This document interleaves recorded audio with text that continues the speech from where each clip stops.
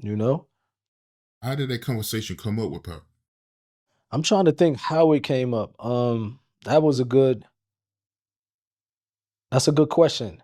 I'm not sure exactly how it came up, but I do remember Pop just saying, when I was locked up north, his people held me down. A lot of Puerto Ricans up there knew him, maybe was from his hood, and he was like, man, they held me down.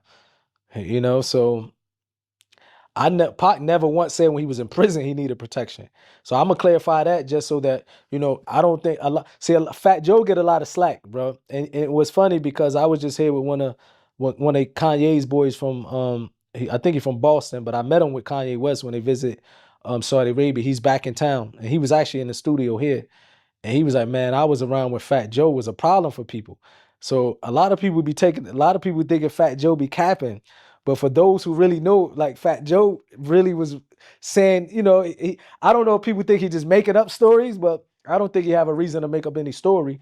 But Fat Joe really, at his time, he was really known as an individual that was really from the streets.